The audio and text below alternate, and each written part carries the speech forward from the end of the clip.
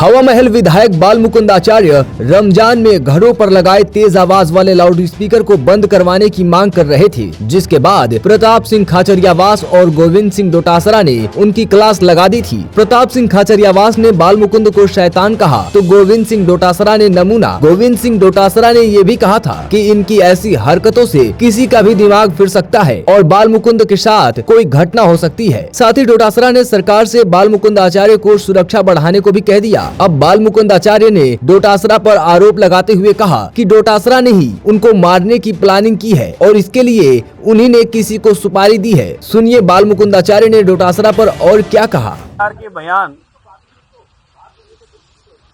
Paper leak में जो लिप्त हैं और राजस्थान कांग्रेस के प्रदेश कांग्रेस के अध्यक्ष हैं आदरणीय गोविंद सिंह डोटासरा, उन्हें कई अध्यात्म से, कई भारत की संस्कृति से, भारत के धर्म से, संतों से मुझे लगता है कहीं ना कहीं उनके मन में कोई द्वेष है और वो इस प्रकार की हरकतें करके ये बताना चाहते हैं कि कांग्रेस की रीति नीति, कांग्रेस का सोच स्वभाव हमेशा भारत की संस्कृति, भारत की परंपराएं, सनातन के विरोधी है।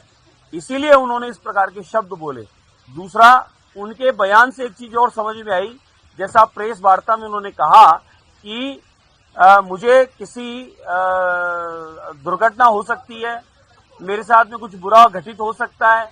मुझे लगता है कि डोटासरा जी ने किसी को एक्टिव किया है मेरे पे कोई हमला करने के लिए, या उन्होंने कोई षड्यंत्र रचा है, या कहीं ऐसा है तो नहीं कि उन्होंने ही मेरे को मारने के लिए कोई योजना बनाई हो। तो अगर कल को कुछ भी होता है, मैं मानता हूं गोविंद सिंह डोटासरा जी ने स्वयं ने ये योजना बनाई है। मेरे पे कोई दुर्घटना की आशंका जो बताई है, मुझे लगता है वो खुद इसके जिम्मेदार होंगे।